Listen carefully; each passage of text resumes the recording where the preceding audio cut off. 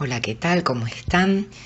Vamos a abordar en esta presentación algunas propiedades de los verbos del español.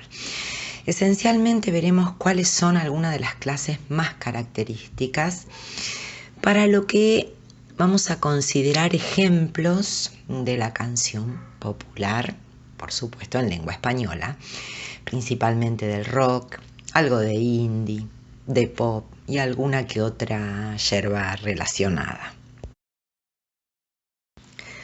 Empecemos con una caracterización muy sintética del verbo como clase de palabra.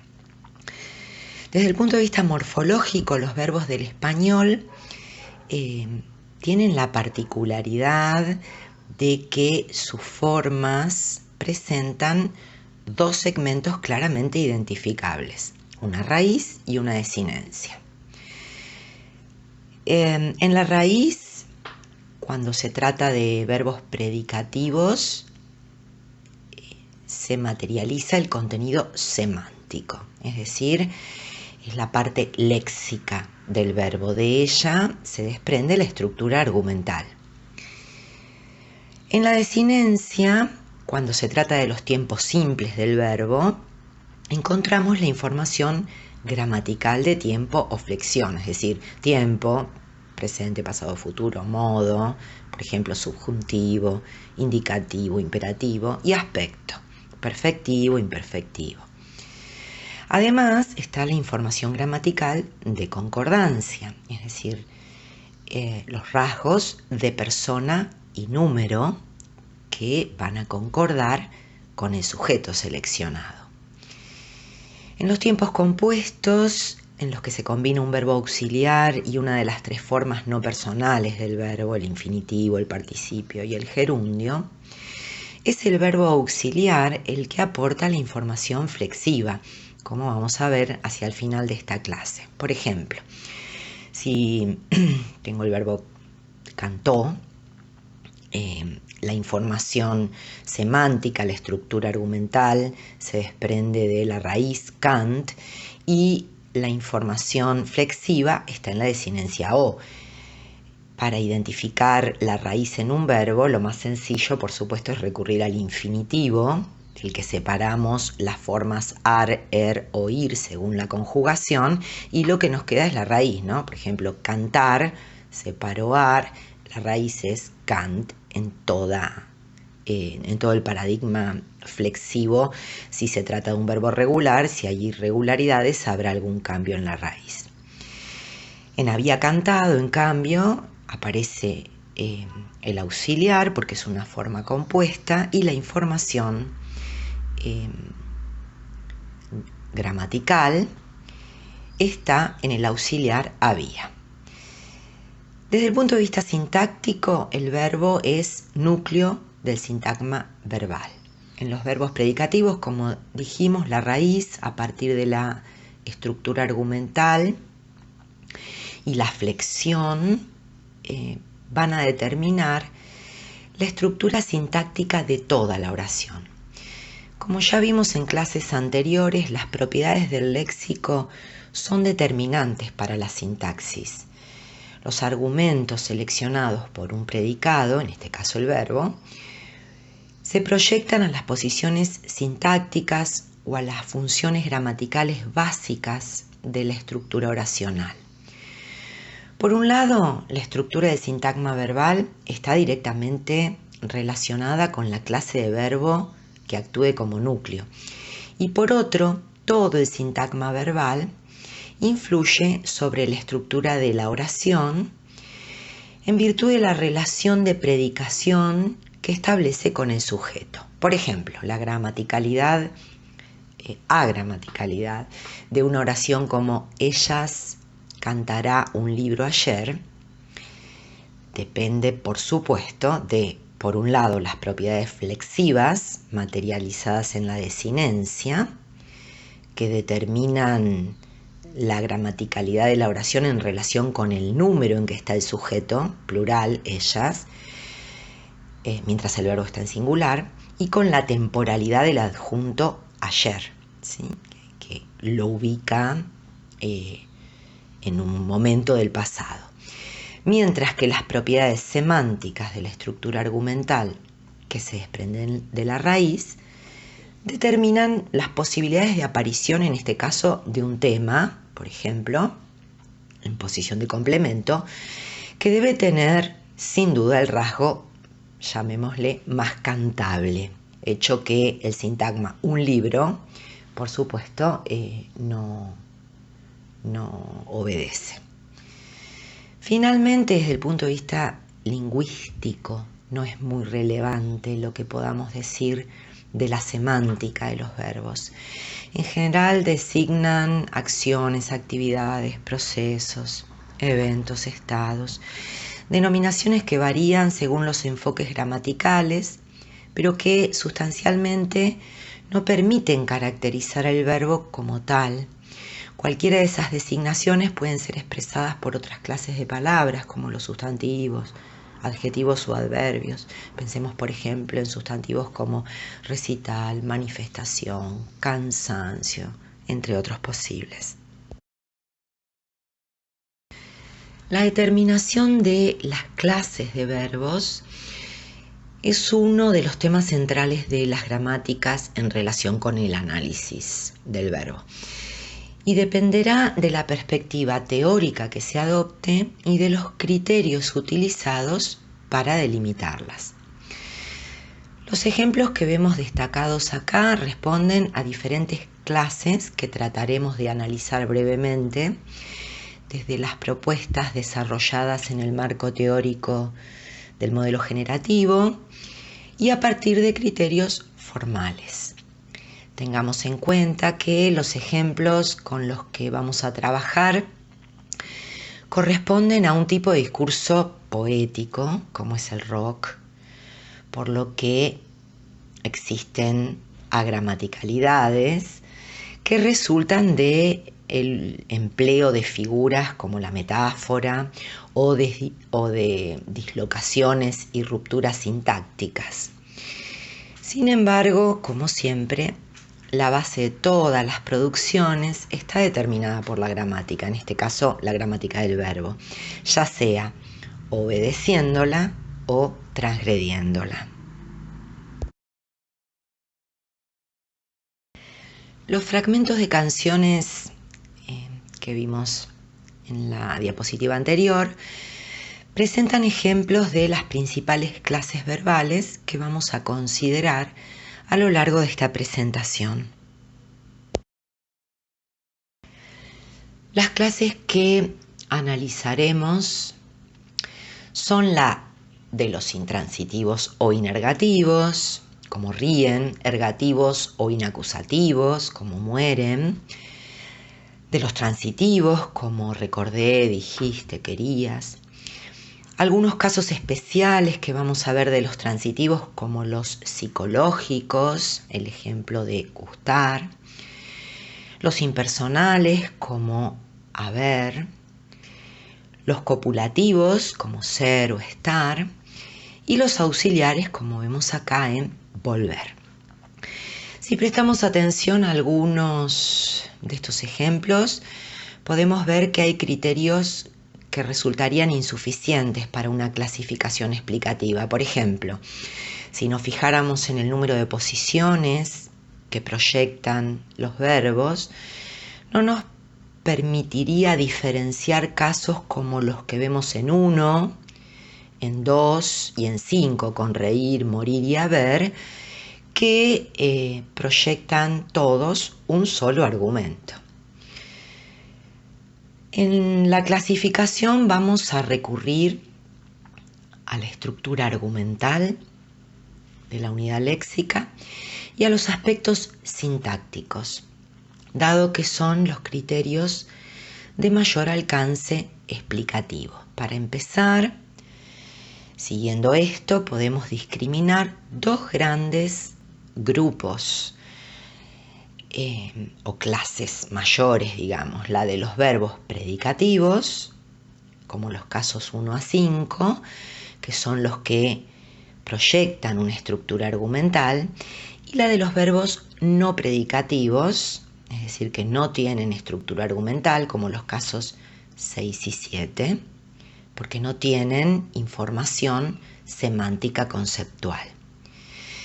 Veremos que en cada grupo las propiedades sintácticas específicas nos van a permitir delimitar las principales clases que lo integran. Empecemos con los verbos predicativos y con la clase de los intransitivos.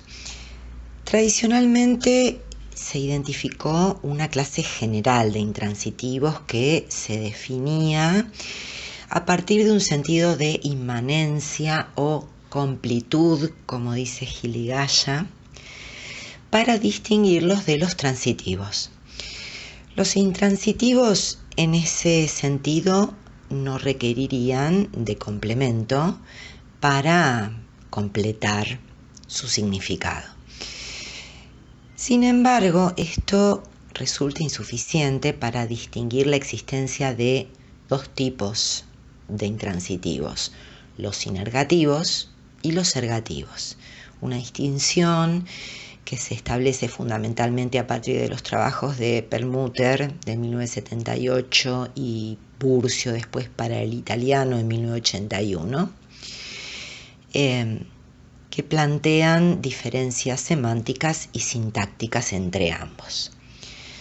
Observemos nuestros ejemplos, ¿sí? En el grupo de los inergativos, por ejemplo, tus piernas volaban, dice Papo, o por las dudas mi amigo va a ladrar, como el ejemplo de los ratones paranoicos, o bueno, correr, sonreír, en otros ejemplos.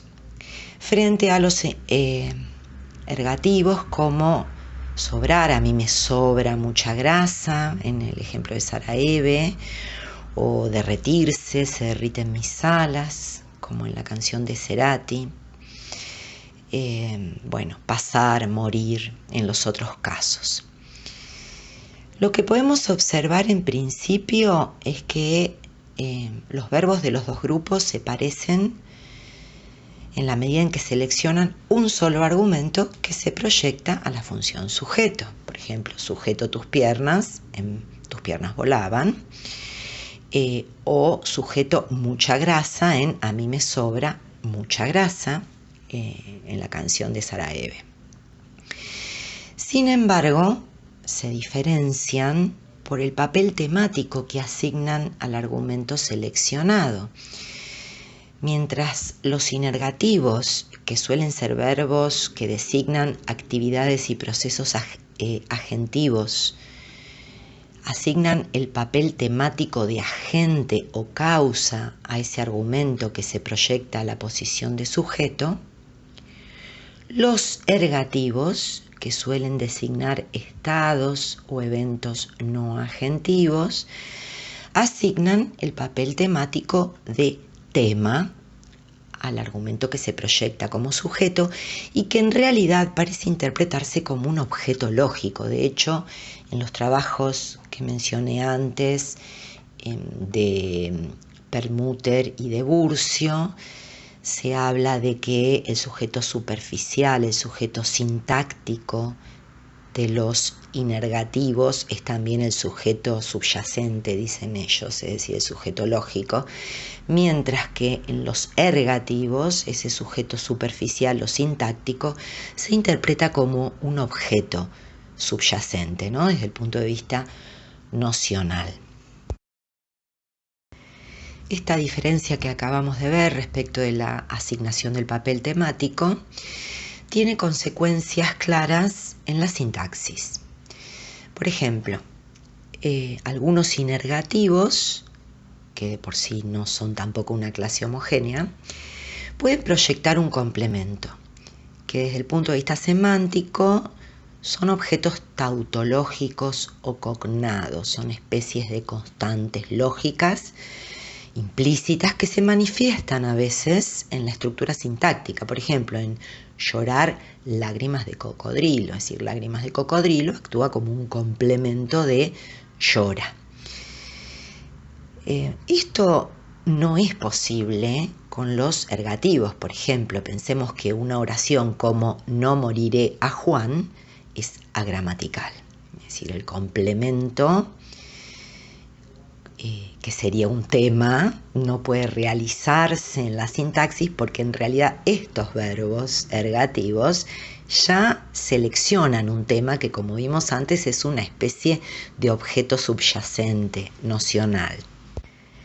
Y esto es porque los ergativos, además de parecerse en algunas cosas con los inergativos, también comparten propiedades con los transitivos, porque ese argumento que seleccionan como tema tiene las mismas características que el tema de los transitivos, el objeto que se proyecta a la posición de complemento en el caso de los transitivos.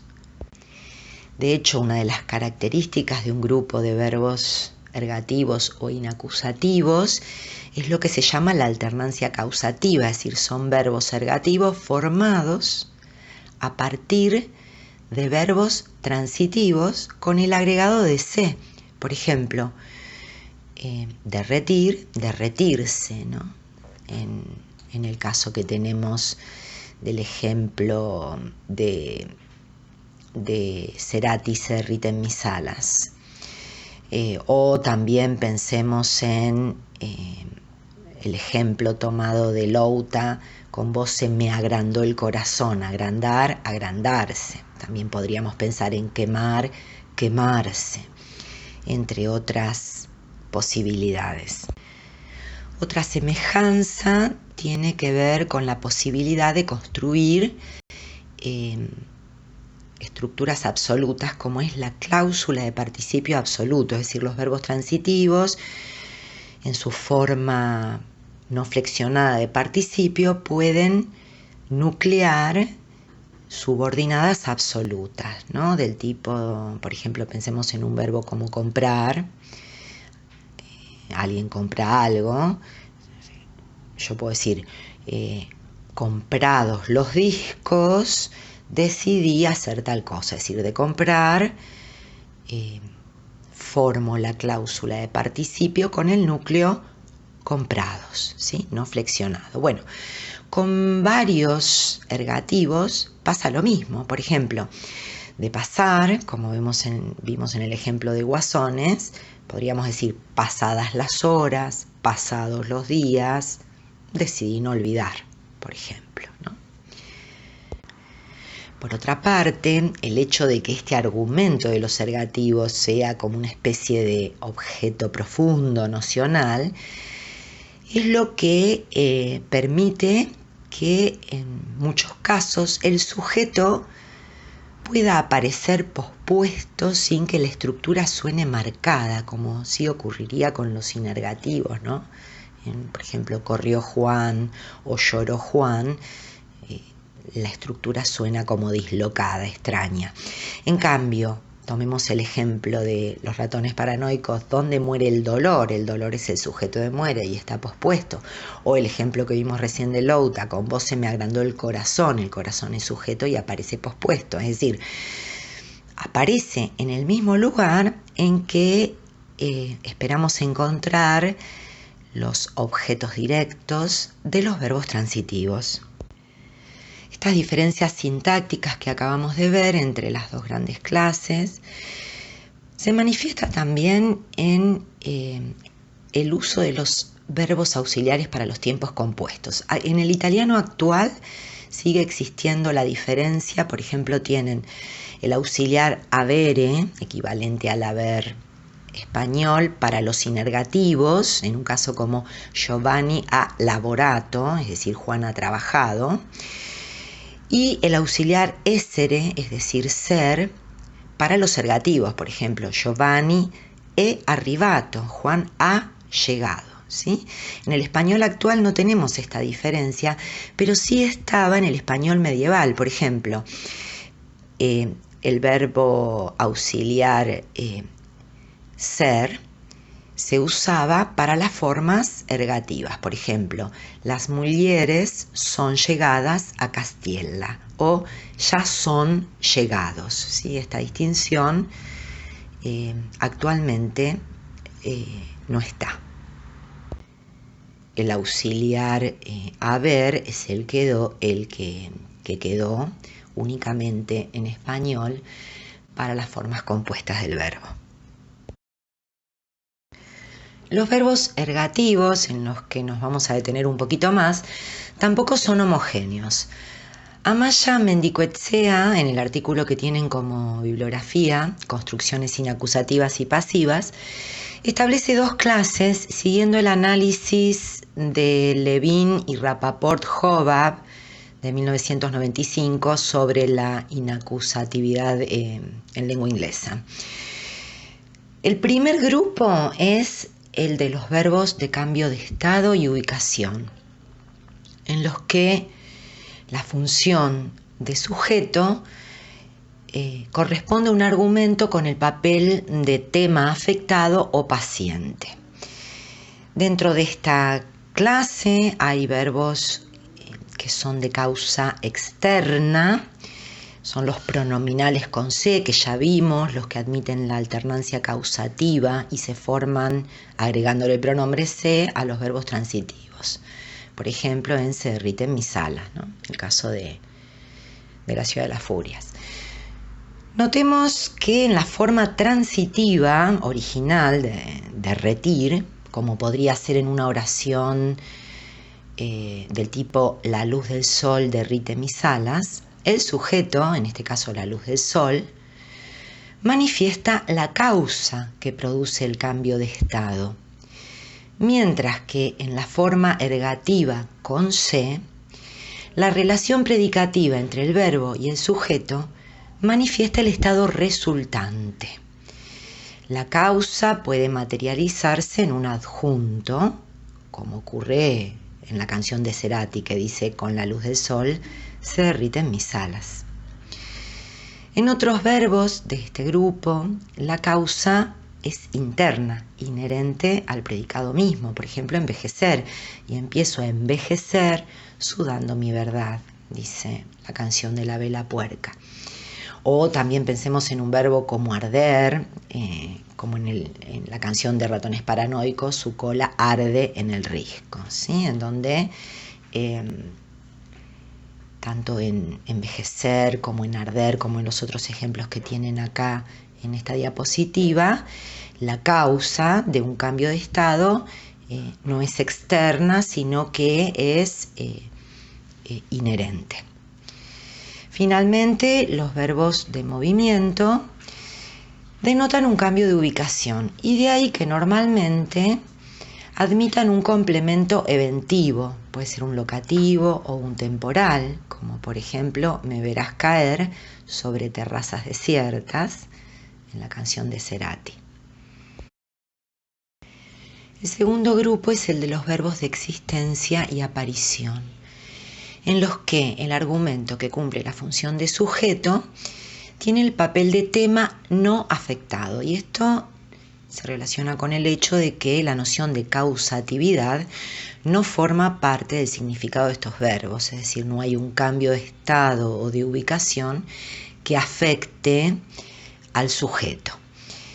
Entre los de existencia y su contrario tenemos, por ejemplo, la pareja ahí que indica la existencia y su contrario, ¿no?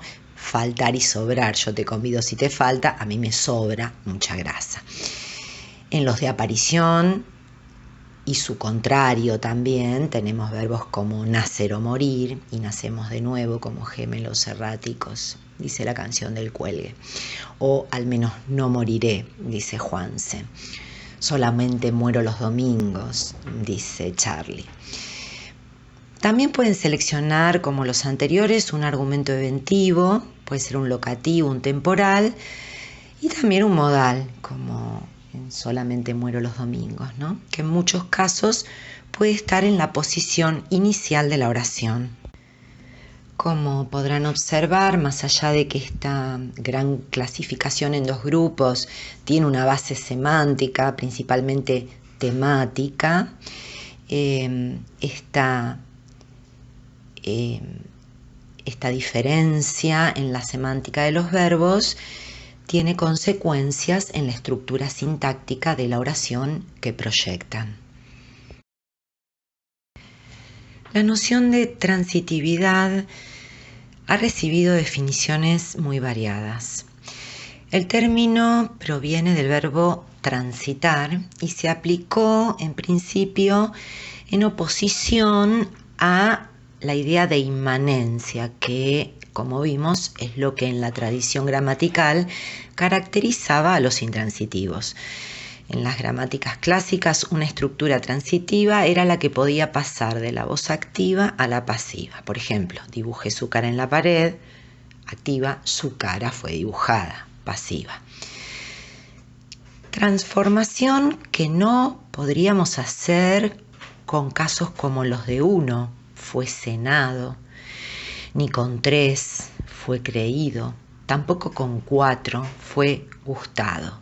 Son todos resultados agramaticales. Además, también es típico de la tradición definirlos por la noción de incompletud, sentido incompleto, por lo cual requerirían sintácticamente un objeto directo para completar su significado, como afirma Gili-Gaya. Por ejemplo, en dibujé su cara en la pared, su cara es el objeto directo. Si bien de funciones sintácticas más en detalle vamos a hablar en otra clase, en términos generales el objeto directo lo reconocemos porque lo podemos sustituir por un crítico en acusativo, ¿no? La dibujé en la pared. Los críticos en acusativo, como ya vimos, son lo, los, la, las. Para la tercera persona, por supuesto, ¿no? En el caso de 3, también podríamos sustituir la cláusula del caso de 3, que es y creo que olvidé mi sombra en un subterráneo. La cláusula que olvidé mi sombra en un subterráneo es el objeto directo, podemos decir y lo creo. Pero casos como 1, con cenar, como 4, y me gustan esos raros peinados nuevos, o como 5, se olvidaba de todo, son uno de los tantos en los que no aparece un complemento con función de objeto directo, digamos, en ninguna de estas estructuras podríamos sustituir una parte con el acusativo lo o la. Todo esto pone de manifiesto en principio que las caracterizaciones tradicionales son insuficientes y además que los verbos transitivos no constituyen una clase homogénea, ya sea por la estructura argumental que proyectan, como por la realización sintáctica de los argumentos, ¿no? En respecto de la estructura argumental podemos ver que hay verbos que seleccionan agentes, otros experimentantes. Respecto de la proyección sintáctica, algunos tienen objeto directo, otros no, otros seleccionan cláusulas reducidas o complementos preposicionales, como vemos en Puedo nombrarte mi reina y princesa, o en Tocaba y se olvidaba de todo, en donde de todo es el complemento preposicional. Consideraremos como verbo transitivo aquel que selecciona al menos un argumento interno que se proyecta a la función sintáctica de complemento, así en términos muy generales, ¿sí? A continuación vamos a ver bastante sintéticamente cada uno de estos casos planteados en estos ejemplos que vemos acá. En primer lugar, en relación con la estructura argumental, siguiendo la propuesta que hace Cano Aguilar en un trabajo de 1981, es posible distinguir dos superclases según la asignación de los papeles temáticos.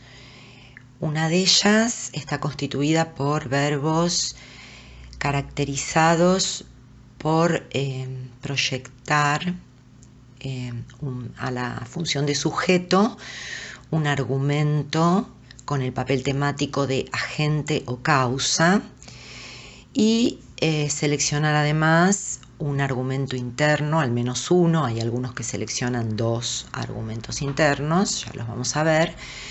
El argumento interno más relevante es el que tiene el papel temático de tema paciente o tema proposicional.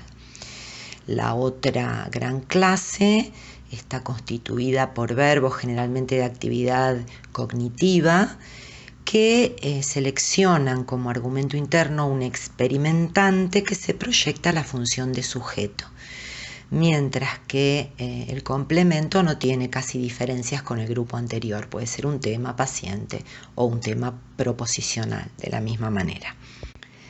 Es decir, que la diferencia básica entre ambos grupos estaría dada fundamentalmente por el papel temático asignado al argumento externo, al que cumple la función de sujeto. Por ejemplo, en el primer grupo tenemos ahí el caso de tomado de Muchacha ojos de papel. Yo entre tanto construiré un castillo, verbos de actividades agentivas, ¿no? Como construir, dibujar, diseñar. Los verbos de acción verbal también. Este mundo te dirá por siempre que es mejor mirar a la pared, dice Charlie en Ojos de Videotape. En el otro grupo, el ejemplo que tenemos es: espera que las sombras se hayan ido, nena. Espera es un verbo que selecciona un argumento externo que es un experimentante, no es un verbo agentivo. Lo mismo que imaginar en No sé por qué imaginé que estábamos unidos, donde ahí pueden ver en la posición, en la función de complemento, un tema proposicional, una cláusula, que estábamos unidos.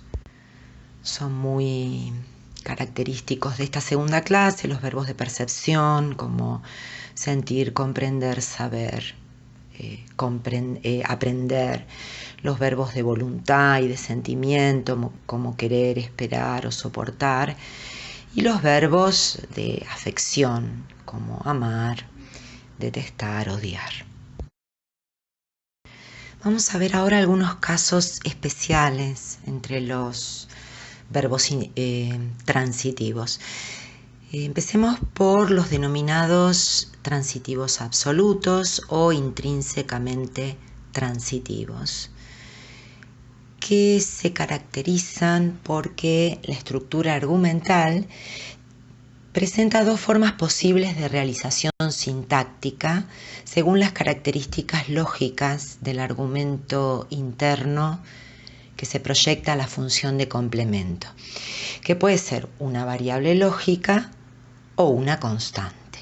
Por ejemplo, observemos los casos que tenemos acá. El muy verdugo cena distinguido, dice el indio, y silbaba bajo por no molestar, del loco de la calecita de Fito.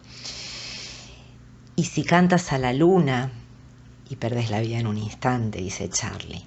O almas bailan en la luz, en una canción de Divididos. Empecemos por esos y observemos que todos son verbos transitivos que en estos casos no están proyectando en la sintaxis el argumento interno. No aparece como complemento que se cena, que se silba, que se canta o que se baila. Es decir, no hay realización en forma fonética de ese argumento interno.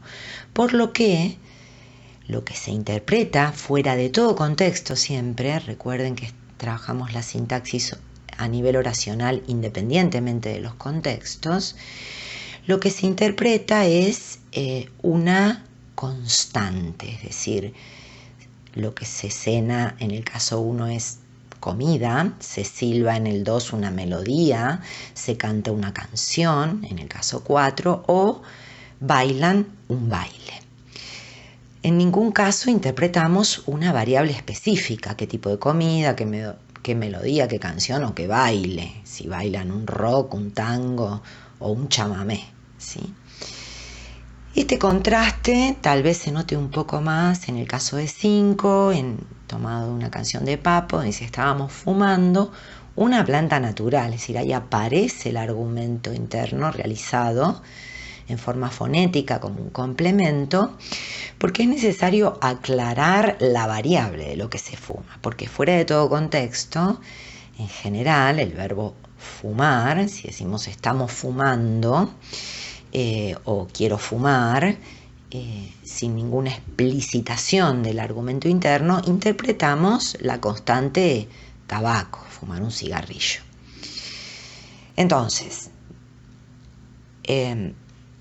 puede ocurrir que aparezca la variable, en cuyo caso es visible en la sintaxis, como vemos en 5, o que si lo que se interpreta es una constante, no sea necesario que se realice en forma fonética.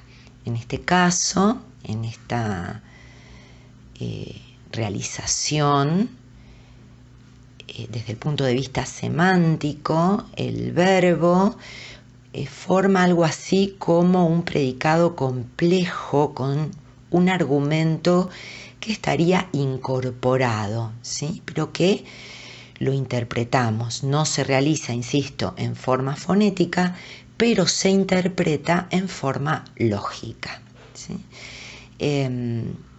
Hay verbos muy característicos de esto, por ejemplo, algunos de actividad intelectual, como leer o escribir. Si decimos fulano lee siempre, lee cualquier tipo de lectura, una constante, no algo en especial.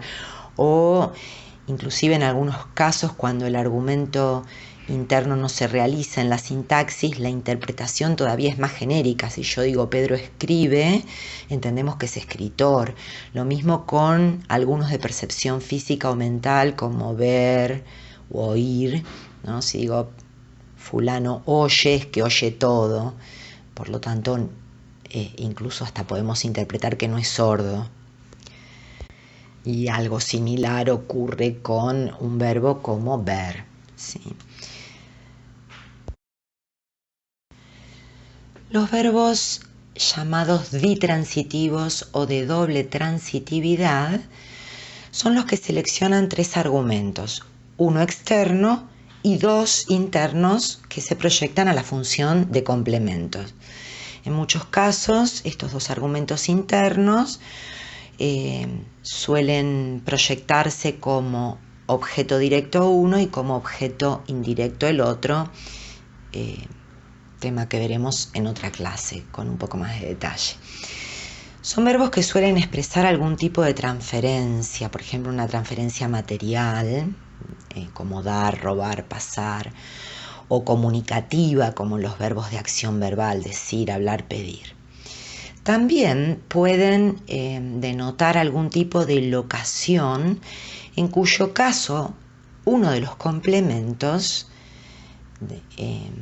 o sea, uno de los argumentos internos que se proyecta a la posición, a la función de complemento, es un complemento preposicional. Por ejemplo, verbos como buscar o encontrar, ¿sí? Veamos los ejemplos que tenemos acá, también tomados de distintas canciones. En el primer caso tenemos un verbo de transferencia material, dar, me diste una canción de lata, y después viene uno de acción verbal, pero no me pidas perdón, ¿sí? Los argumentos internos estarían expresados con el verbo dar en me, que sería el destinatario, a mí me diste, y el otro, el tema, una canción de lata. Algo similar con pidas, no me pidas a mí, destinatario, en función de complemento, objeto indirecto, y perdón sería el tema en función de objeto directo. Observen que en el caso de me hablaste de que estaba herido, todos estos ejemplos tomados de no me estás haciendo un favor de Louta, hablar, que es un verbo de acción verbal, también selecciona 2 argumentos, el tema y el destinatario, pero la proyección del destinatario se realiza sintácticamente en un complemento preposicional, ¿no? De que estabas herido. Me hablaste de esto, no en un objeto directo. Bueno, algo parecido pasa con el verbo buscar, que lo tenemos en el ejemplo 5, en otro tomado también de Louta, y sigo buscando tu pelo entre cosas que no son tuyas, ¿no? Alguien busca algo en algún lugar, es decir, ahí aparece un complemento preposicional entre cosas que no son tuyas, como la realización sintáctica de uno de los argumentos internos del verbo. Igual que en encontrar, solo encuentro en la oscuridad, el complemento preposicional, lo que me une con la ciudad de las furias, dice Cerati. Es decir, encuentro esto en la oscuridad. Lo que me une con la ciudad de las furias sería el otro argumento interno. Tenemos ejemplos de transferencias materiales también con robar, así que ningún Gil va a robarme la torta, robarme a mí otra vez, tomado de Andrómeda de Woz, o en el ejemplo 7 de Babasónicos con teletransportamos, ¿no?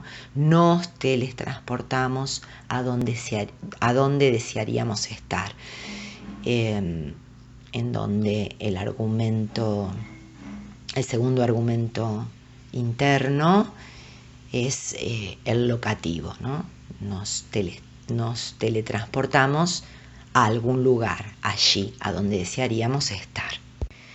Por lo que es importante notar es que en los verbos de doble transitividad están involucrados tanto argumentos que se proyectan como objetos directos y objetos indirectos, así como objetos directos y complementos preposicionales.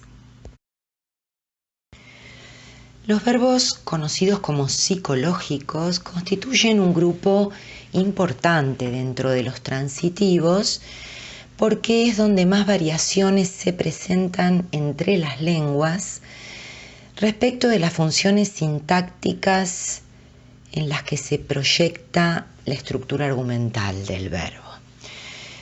Consideremos los ejemplos que tenemos acá. El primero es con un verbo transitivo canónico, como es amar, un verbo de afección. Amo tu lucidez, dice Cerati. Tenemos un argumento externo, que es el que ama, que desprendemos de la desinencia verbal, es un pro de primera persona, que es un experimentante desde el punto de vista del papel temático. Y un argumento interno que se proyecta como complemento, objeto directo, tu lucidez, que es un tema. Esta misma estructura argumental de experimentante y tema la tenemos también en los casos que siguen, en verbos como gustar o importar. Y me gustan esos raros peinados nuevos, dice Charlie. O le gusta que le hablen, pero en un idioma raro, dice Woz. O amanece en la ruta, no me importa dónde voy, tomado un tema de suéter. Banda que quizás muy pocos recuerden ya. Fíjense que cualquiera de ellos proyecta un experimentante y un tema. Sin embargo, esos dos argumentos en la sintaxis cumplen funciones diferentes. Es decir, en el caso 1, el experimentante, vimos con amar, era el sujeto y el tema, el complemento objeto directo. Pero en los otros casos que tenemos, 2, 3 y 4, el experimentante actúa como complemento, el de me gustan esos raros peinados nuevos, me gusta a mí, el le gusta a ella, a él, a alguien, o el de me importa a mí, es el complemento. Mientras que el tema, o el tema proposicional, se proyecta a la función de sujeto sintáctico, ¿sí? En el caso de 2, esos raros peinados nuevos es el sujeto. De hecho, si le cambiamos el número al verbo, si yo digo, y me gusta, esos raros peinados nuevos ya no sería posible, esa gramatical. Me gusta, y ahí viene algo en singular, ¿sí? Acuérdense que la concordancia es la marca estructural de la relación sujeto y predicado. En el caso 3 y 4 tenemos en posición de sujeto una cláusula en cada caso. En el 3 es que le hablen, pero en un idioma raro, eso es lo que funciona como sujeto. Y en el caso 4, el sujeto sería ¿dónde estoy? No me importa esto, ¿dónde estoy? O en el caso 3, le gusta esto, que le hablen, pero en un idioma raro. Los verbos que seleccionan cláusulas reducidas no son muy frecuentes, ni en la oralidad, ni en la canción popular, ni en el rock en este caso. La verdad que no encontré muchos ejemplos. El que está acá de Sui Generis, puedo nombrarte mi reina y princesa, es el único que encontré por el momento. Habrá que seguir buscando. De ahí la pregunta que viene después: ¿los compositores considerarán complejas estas estructuras? Pregunta en la que, por supuesto, hay una cláusula reducida. Estos verbos seleccionan una complementación compleja que tiene dos formas clásicas posibles de ser analizada, que lo vamos a ver, insisto, otra vez en la clase donde veamos un poquito mejor las funciones sintácticas.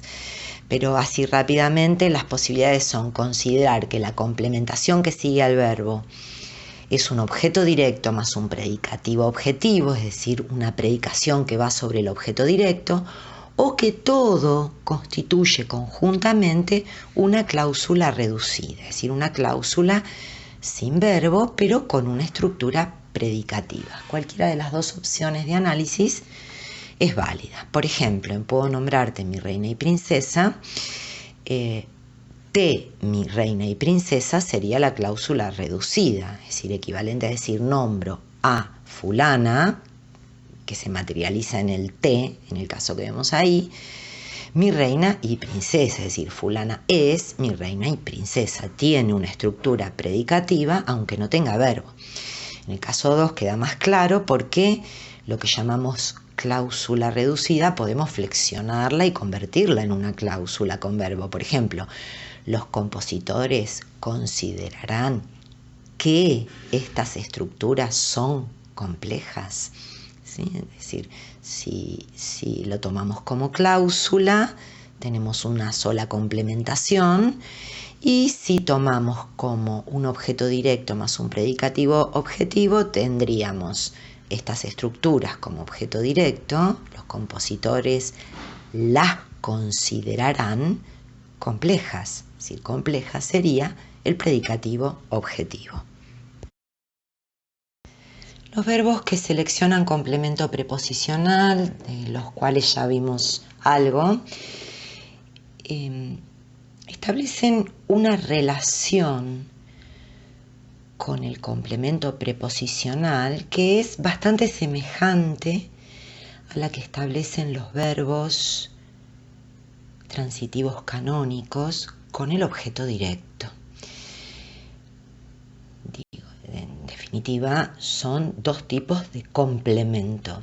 De ahí que Hernans y Bruckart denominan a estos verbos verbos de transitividad preposicional, es decir, no dejan de ser transitivos por más de que no seleccionen un argumento que se proyecte como objeto directo, ¿sí? Sí rigen un complemento y por eso mismo son transitivos. Incluso, de hecho, hay varios verbos que muestran esta cercanía entre las dos complementaciones porque pueden seleccionar tanto objeto directo como complemento preposicional. Por ejemplo, pensar y pensar en. Observemos en el ejemplo 2, yo no pienso en peligro, dice Charlie. O el ejemplo 4, y estaba por pensar en vos, dice el flaco Spinetta. Verbos que en estos casos que vemos acá están seleccionando un complemento con una preposición, pero que también podrían tener un objeto directo canónico. Por ejemplo, pienso que no querés hacer esto, o pienso cómo puedo resolverlo. En cualquiera de los dos casos puedo sustituirlo por un crítico en acusativo. Lo pienso. Otra correlación que muestra la cercanía que hay entre estas dos formas de complementación son los verbos que admiten pronominalización con se. Por ejemplo, olvidar, olvidarse, alejar, alejarse, ¿sí? Tocaba y se olvidaba de todo, dice Fito. De todo es el complemento. No te alejes tanto de mí, dice Spinetta, ¿sí? De mí es el complemento de alejar. Bueno, finalmente verbos como confiar en, animarse a, hablar de, son típicamente verbos preposicionales, ¿sí? Debo confiar en mí, no se animan ni a cantar, dice la Versuit, pero no, mejor no hablar de ciertas cosas de sumo. En cualquiera de estos casos que acabamos de considerar, la preposición está semánticamente vacía, actúa como asignadora de caso o como marca de caso, y el papel temático lo asigna el verbo. Los verbos impersonales es la última clase que vamos a ver de los predicativos, de los que tienen estructura argumental. Son también conocidos en la tradición como verbos unipersonales y se caracterizan en español porque no proyectan un sujeto sintáctico, es decir, la posición de especificador queda vacía. Digo en español porque en otras lenguas como el inglés o en el francés esto no es posible, es decir, aparecen los llamados expletivos como el it o el it del inglés, el il del francés, que funcionan como sujeto. De hecho, hay análisis también sobre el español que plantean que estos verbos en nuestra lengua proyectan un pro que se desprende de la tercera persona del verbo, ¿no? Fíjense que en todos los casos están en tercera persona singular. Si le cambiamos la flexión, ya dejan de ser impersonales. Por ejemplo, el caso 6, que es un verbo que indica fenómenos atmosféricos, amanece en la ruta. Si yo dijera amanecieron, ya deja de ser impersonal. Amanecieron ellos, ellas, alguien. Es decir, ahí necesariamente aparece la posición de sujeto, es decir, es una condición imprescindible la tercera persona singular. Uno de los verbos impersonales más característicos del español es el verbo haber. El caso 1, tomado de un tema de Babasónicos, el camino a la fama no significa nada si no hay una misión. O el 2, a tu alrededor no hay humildad. El verbo haber proyecta a la función de complemento un argumento interno, no hay sujeto, es decir, una misión es el complemento en 1 y humildad es el complemento en el ejemplo 2. Algo similar ocurre con el verbo hacer, como lo vemos en 4 o en 3, se hizo de noche, dice 3, tomado de Rezo por vos, o hace calor de los Rodríguez, o es tarde para curarme de Calamaro, en donde tanto hacer como ser están semánticamente vacíos, es decir, no tienen significado conceptual y forman una predicación compleja con el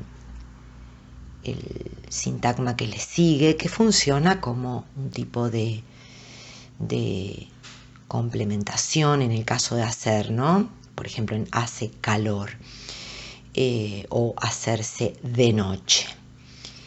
En el caso de es tarde, fíjense que tampoco lo podemos tomar como un copulativo porque no sería posible pensar en un sujeto, esto es tarde, esa gramatical, así que ahí toda la estructura funciona como una especie de predicación impersonal compleja.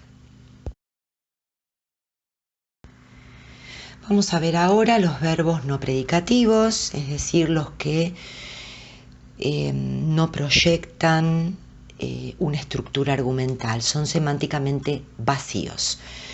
Una de las clases de verbos no predicativos es la de los copulativos. En español los más característicos son ser, estar, parecer.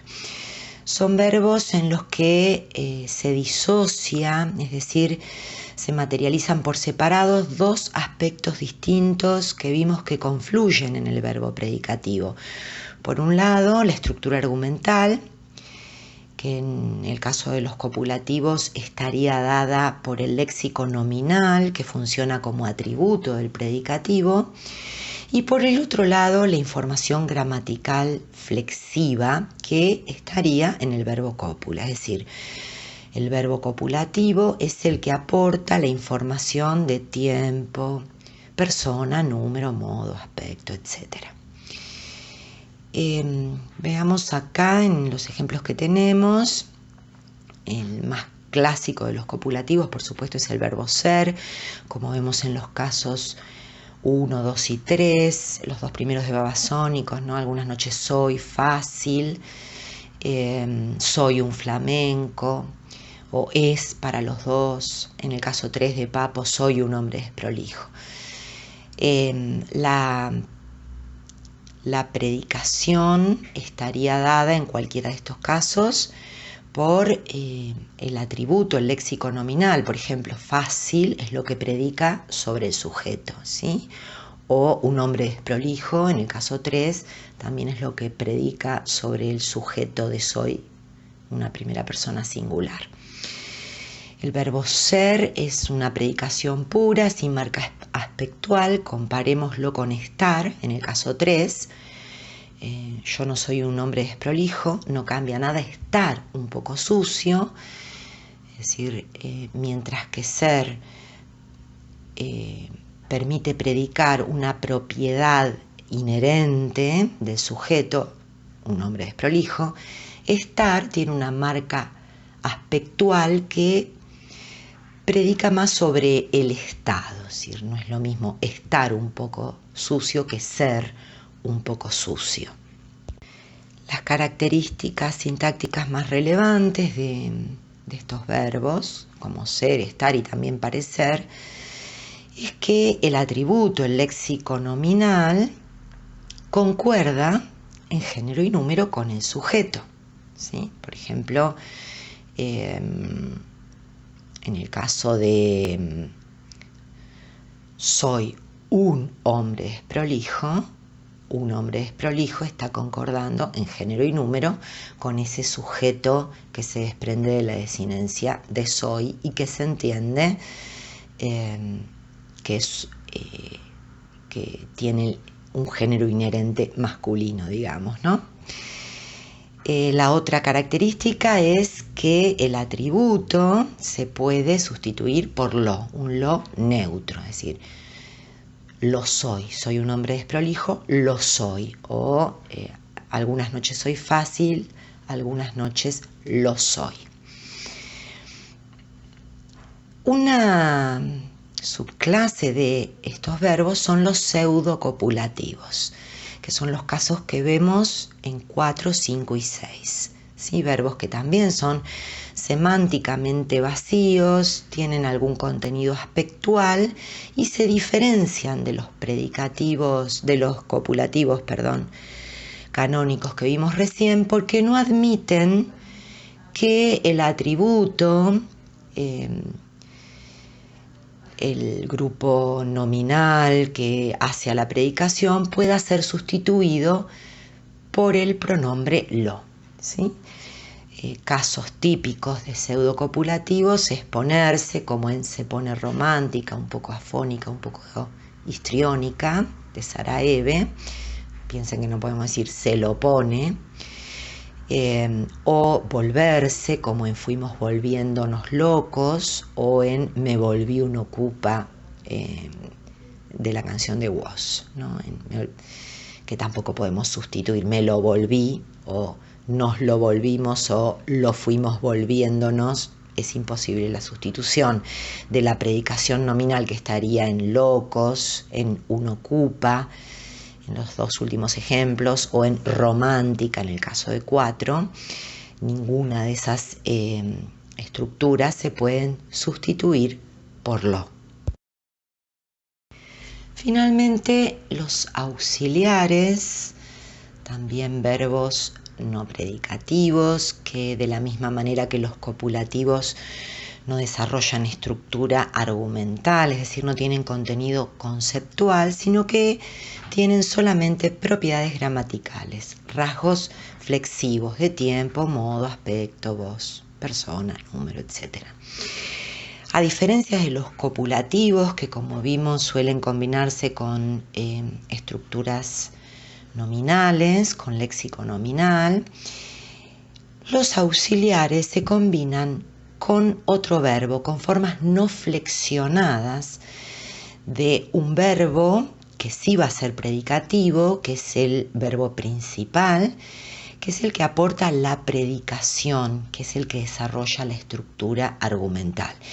Este verbo principal, que no está flexionado, puede aparecer en cualquiera de las tres formas no flexionadas del verbo, en infinitivo, en participio o en gerundio.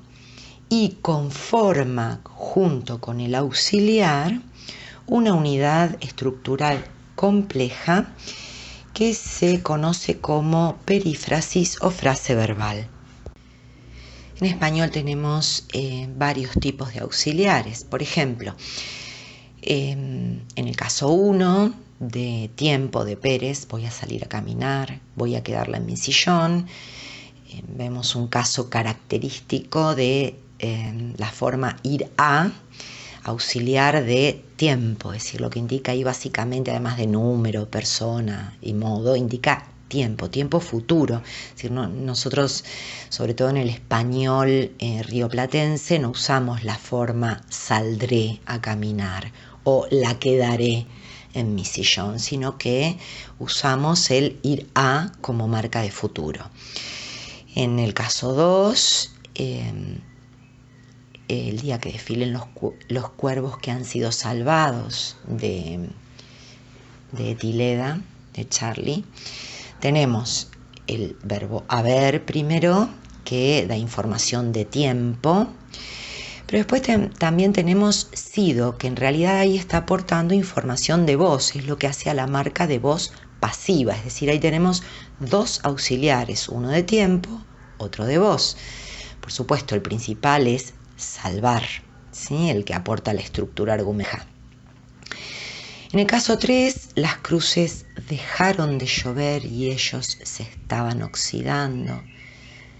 Y yo estaba por creer en vos, todos distintos fragmentos de no te alejes tanto de mí, y de Puentes, de Spinetta.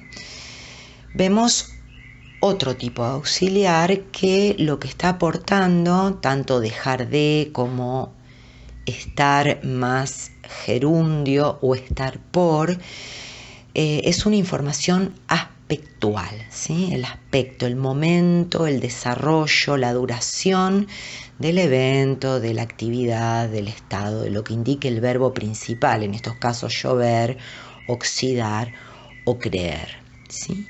Algo parecido aparece en 4 en hoy mi pasado me vuelve a atrapar, volverá, ¿sí? Otra vez va sobre el aspecto.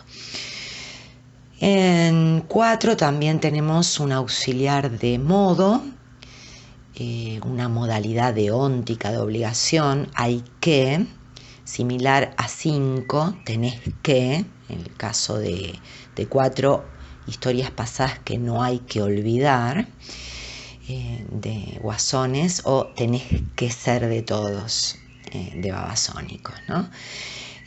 Los auxiliares que indican modalidad pueden también indicar una modalidad epistémica, como ocurre con el verbo poder, que se usa mucho. Por ejemplo, si pudieras olvidar tu mente frente a mí,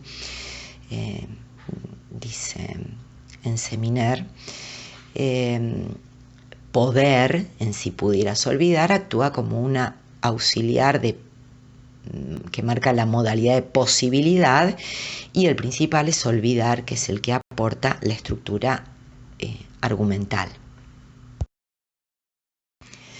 Entonces, una perífrasis o frase verbal es una unidad estructural compleja que está formada por un auxiliar que aporta la información gramatical, la información flexiva, tiempo, modo, aspecto, persona, número, más un verbo principal que aporta la información semántica conceptual, desarrolla la estructura argumental.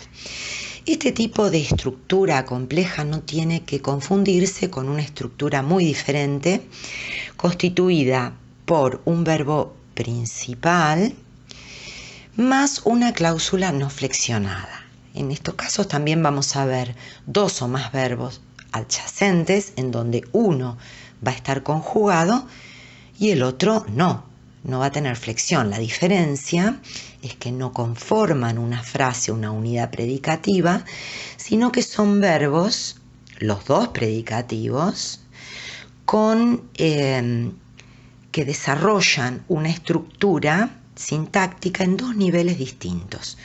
Uno en un nivel de oración, de la oración, digamos, principal o matriz, y otro en la subordinada. Por ejemplo, en el caso 1, tomado de suéter, y aunque el paisaje sea tan extraño, creo haber estado aquí, fíjense que tenemos tres verbos, uno solo está conjugado, que es creer, que es el principal, y los otros dos no lo están. Fíjense que creer selecciona un tema proposicional, vimos que es un verbo transitivo, creo esto, lo creo, que está expresado en este caso en una cláusula. El núcleo de la cláusula es haber estado, en donde sí tenemos un verbo auxiliar, que es haber, y otro principal, que es estar, ¿sí? En estado. En el caso 2, un poco más complejo, tomado de Andrómeda de Woz, tenemos tres verbos también, y fíjense que no hay ningún auxiliar, es decir, deprime, es el único conjugado que selecciona una cláusula, me deprime esto, ¿sí? Que una cláusula que funciona como sujeto, en donde el núcleo es el verbo imaginarme, que a su vez, por ser un transitivo, como ya vimos, selecciona un argumento como complemento, que es otra cláusula, cuyo núcleo es dormir, dormir solo con mi ego, es decir, imaginarme esto, imaginármelo. En el caso de querer, tenemos la misma situación. Querer está en un nivel como verbo principal, y trabajar, si tomamos el ejemplo de los auténticos decadentes, ¿no? Quiero trabajar, no quiero ir a estudiar, no me quiero casar, quiero tocar la guitarra todo el día, son todos ejemplos del verbo principal querer, más la cláusula no flexionada, nucleada por algún tipo de verbo predicativo. ¿Cuáles son las principales pruebas formales que nos permiten distinguir esta estructura de la de la que está constituida por un auxiliar más un predicativo principal, es decir, de la frase verbal? Bien, la más importante es la de la posibilidad de flexionar la cláusula, es decir, si lo que tenemos es una cláusula, entonces podemos flexionarla. Por ejemplo, en el caso 1, y aunque el paisaje sea tan extraño, creo que había estado ahí. Puedo flexionar el auxiliar que estaba sin flexión. O, en 2, me deprime si me imagino que duermo solo con mi ego. Y en este caso flexioné los dos, por lo que puedo tener la certeza de que se trata de cláusulas que están en distintos niveles sintácticos. Con querer también lo puedo hacer, pero la particularidad es que querer, que es un verbo de control, es decir, el sujeto de querer tiene que ser el mismo sujeto de la cláusula no flexionada. Si yo la flexiono, le tengo que cambiar el sujeto. Por ejemplo, no quiero que vos trabajes, ¿sí? O no quiero que vos vayas a estudiar. Esta es una de las pruebas que funciona en la mayoría de los casos, digamos. La otra es la de la posibilidad o no de reestructuración del clítico. Reestructurar el clítico quiere decir que si un verbo selecciona un clítico en un nivel sintáctico determinado, como puede ser una subordinada, un clítico que cumple la función de objeto directo o indirecto, es decir, en dativo o en acusativo, ese clítico no puede salir de la subordinada en la mayoría de los casos, ¿sí? Por ejemplo, fíjense en me deprime imaginarme dormir solo conmigo. Yo podría decir me deprime imaginármelo. Ese lo sustituiría a dormir solo conmigo. Ese lo no puede salir de la oración nucleada por imaginar. Es decir, una oración como me lo deprime imaginarme es agramatical, ¿sí? Comparemos con la presencia de un auxiliar, como vimos anteriormente, por ejemplo, el de Guasones, que es hoy mi pasado me vuelve a atrapar. Atraparme, ese me está delante del verbo auxiliar. Hoy mi pasado me vuelve a atrapar, es decir, puede reestructurarse, ir delante del auxiliar, o puede quedar detrás del principal. Hoy mi pasado vuelve a atraparme. Bueno, y finalmente otra prueba es la posibilidad o no de modificación por adjuntos. Si tenemos dos verbos predicativos en distintos niveles, uno principal y otro en una subordinada, puede ser que admitan adjuntos diferentes, ¿sí? Por ejemplo, y en el caso 1, y aunque el paisaje sea tan extraño, hoy, un adjunto temporal, creo haber estado aquí ayer, otro adjunto temporal, ¿sí? Esto no es posible con las frases verbales. Volvamos al ejemplo de Guasones. Hoy mi pasado me vuelve a atrapar. Hoy mi pasado me vuelve a atrapar mañana sería gramatical, es decir, no admite otra posibilidad de adjunto porque el auxiliar no recibe otro adjunto más que el que puede recibir también el predicativo, como en este caso es atrapar.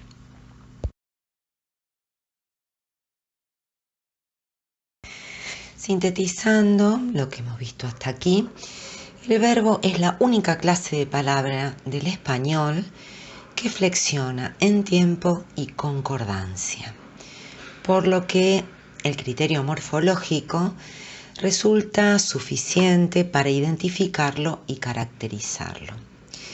Sintácticamente es siempre núcleo y la clase de verbo de que se trate es determinante en la estructura sintáctica del sintagma verbal y también de la oración a partir de la relación de predicación que establece con el sujeto. Los criterios más explicativos para establecer las principales clases de verbos dependen de la estructura argumental y de sus diferentes realizaciones sintácticas. En cualquier caso, como hemos tratado de ver a lo largo de la clase, en la base de los diferentes usos, en este caso de las letras de rock, la gramática ofrece siempre el andamiaje formal sobre el que se organizan las variantes discursivas.